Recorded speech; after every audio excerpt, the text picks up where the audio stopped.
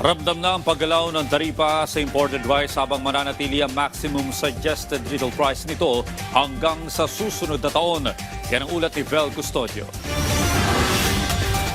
Pansamantalang mapapako muna sa 43 pesos kada kilo ang maximum suggested retail price o MSRP ng 5% premium imported rice habang pinaplansya pa ng pamahalaan ng mga kinakailangang proseso para sa ipapatupad na 20% rice tariff sa Enero. Ayon kay Agriculture Secretary Francisco Chu Laurel Jr., anumang pagbabago sa MSRP ay ikokonsidera lamang matapos ipatupad ang mas mataas sa taripa. Kapag natapos ang importation ban sa December 31, papayagan na ang paunang imported rice volume na 500,000 metrikong tonelada, kung saan kabilang dito ang 50,000 metric tons para sa Food Terminal Incorporated. Makatutulong ang kontroladong pagpasok ng dami o volume ng bigas sa bansa upang maiwasan ang pagkalugi ng mga magsasaka. Nagkasundo na rin ang Department of Agriculture at mga industry stakeholders para sa mas mahigpit na pamamahala sa importation, partikular sa panahon ng anihan.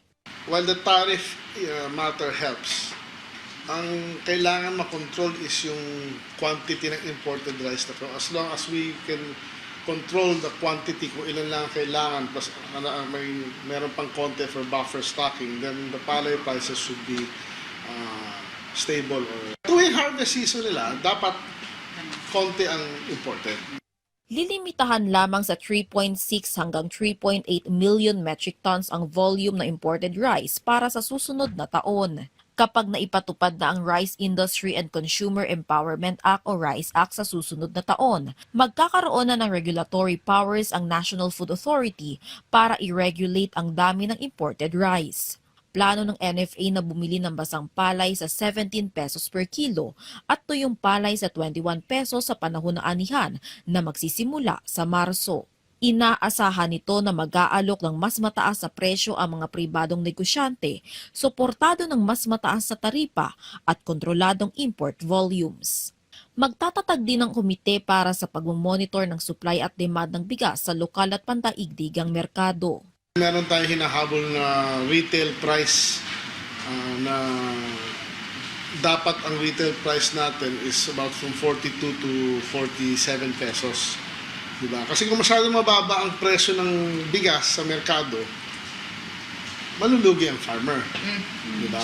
So there has to be a rice price na acceptable to the consumer and to the farmer. Dun tayo.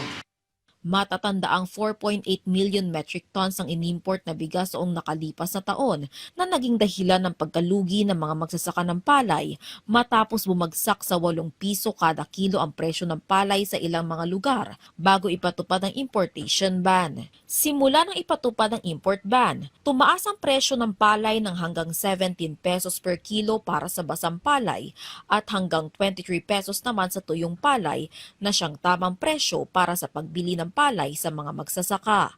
Vel Custodio para sa Pambansang TV sa Bagong Pilipinas.